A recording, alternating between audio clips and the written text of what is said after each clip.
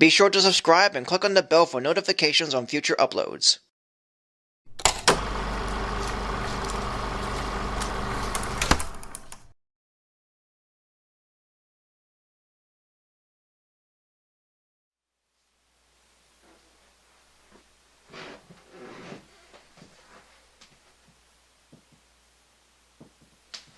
Hello everyone, Bard here, or you can call me Sully. In 2021, I had planned on making reviews of Blue Sky Studios films since the production company had been defunct in January of that year, and I only managed to do 4 reviews of their features, with my Ferdinand review being left unfinished in the writing phase. So, like with the reviews of the 2016 animated movies, I didn't get to finish these movies due to procrastination, reviewing other movies, and so on. But now, I'm getting back to completing what I started, even if the topic is no longer relevant. And I'm resuming this lineup of movies by going over one that I don't think is much, but I think is okay. First released on May 24th, 2013, is the simply titled Epic.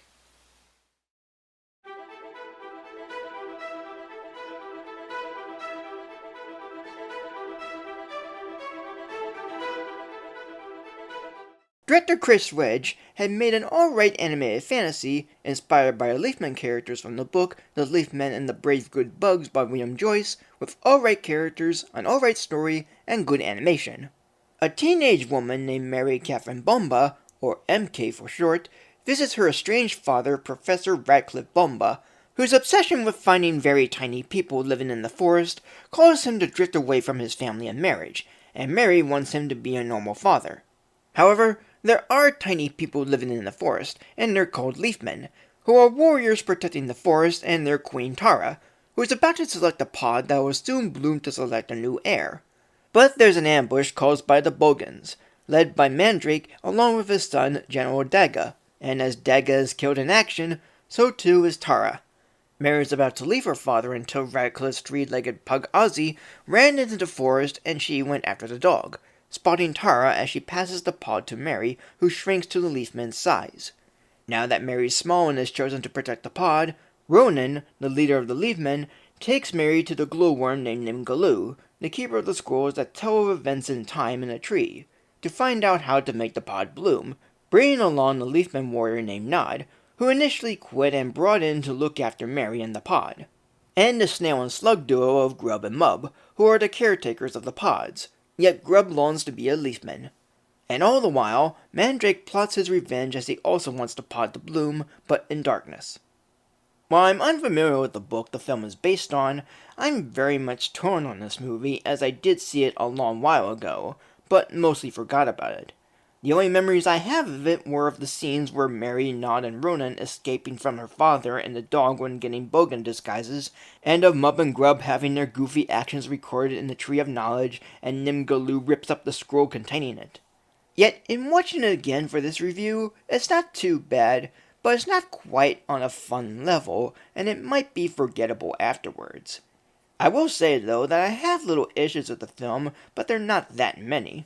One is that, while the voice casting is fine and they fit their designs, Christoph Waltz as Mandrake didn't quite sit with me. I like his design and he's often menacing looking, but the voice didn't fit with it, and it made the villain come off like a parody of a villain than an intimidating one. Another problem I have is Danny Elfman's score. I mean, I enjoy his music and I get excited whenever he scores a film I'm seeing. But even though it has a more adventurous feel, I found it mostly forgettable and not as interesting as his other film scores. There's also one shot of Mary's suitcase and I figured her father would find it and know she hasn't left yet and goes out to find her, but he doesn't. And the film's romance is not quite developed enough and is rather brief. But there's at least some neat things about it. There's an occasional silly moment and one funny moment I did smirk at. The way the Leafmen see the outside world move very slow is clever in relation to how we see insects move very fast, even as hummingbirds and bees move at a speed that's just slow enough to see their wings in motion. Though, if slugs and snails move slowly from our perspective, wouldn't they be moving even slower from their perspective? It's kind of odd. Yet what's surprising to me is seeing how much of William Joyce, the original author, participated in this film, as it seems like a very collaborative effort between him and Blue Sky, as he's credited to being an executive producer, a screenwriter, a story contributor, and a production designer. He seems likely to have more of a say in how this film goes. And in the end, I think this is an overall fine film. It's not one of my favorite Blue Sky Studios films, as I initially found it to be forgettable, and now I'm mixed about it given the music, the voice of the villain, the romance, and in essence not being quite as enjoyable. But as a whole, it's not too bad, and what I like about it, which includes the rest of the voice cast, the animation, and the setting, make it all fine enough. 2.5 plus or mixed scrats. And that is it. So thank you for joining me, like, comment, subscribe, and I'll see you in the next video.